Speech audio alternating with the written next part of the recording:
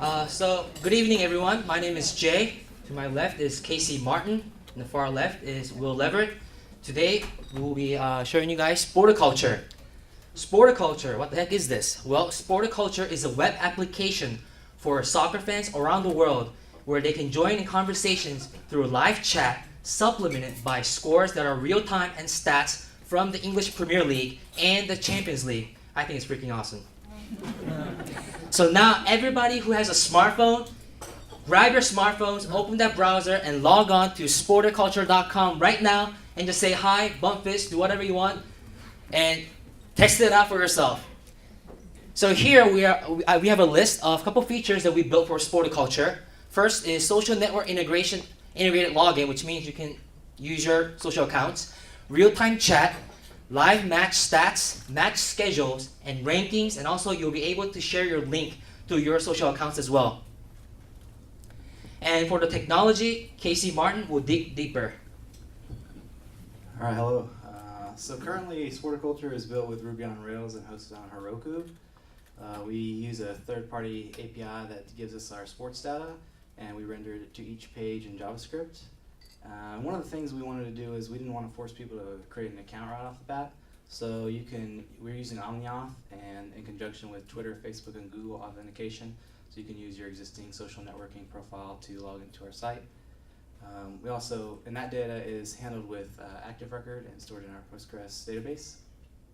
And for the chat, just like our sports stats, we knew that we wanted it to be in real time, so we decided to go with a Firebase backend on that, so it's asynchronous for everyone. And another focus was we want to make sure it looked good on any device that you're using it on. So we have a very responsive design, and that relied heavily on jQuery, Foundation, and Sass. And here is a couple of screenshots of both our mobile and desktop view. And with that, here's Will. So some of the challenges with Sporticulture. By the way, have you logged on to Sporticulture yet and said hi? Yes. All right, I like it. Thanks, yeah. So a couple of the challenges that we had. Responsive design. Casey spent a lot of time making sure that it was available to as many people as possible. So he spent a lot of time making sure it works on your tablet, on your phone, laptop, and your desktop. Live chat solution. Thanks to Jay, we actually have a live chat front end. We had to choose whether we wanted to build our own or use a off-the-shelf solution. Come on, we're going to build our own, right? Uses Firebase as our back end. That way we have real-time asynchronous live chat between multiple clients.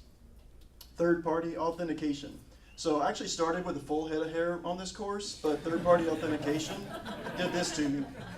But it's tricky, right? We wanted to reach out to as many networks as possible, Google, Facebook, and Twitter. It was absolutely necessary. Another challenge was feature creep. Like any developer, we left some good ideas on the floor just to meet our MVP. Opportunities for Sporticulture. We actually had our first beta test this week. It was over 2 days, 2 hours a day. And we had 108 unique users from 10 countries around the world participate, and I think that was pretty badass. We had people from the United States, Germany, Canada, Italy, Saudi Arabia. You can see the rest. So instant adoption was definitely an opportunity for the product. Instant feedback. Everybody had ideas and comments on where we should take this. This is great. This filled up our backlog pretty quickly. Instant social networking. Our users wanted to connect and follow each other instantly. So that was pretty badass that we saw that right off the bat, just based on their love of the sport and the personalities involved. Next steps. Thank you, Will.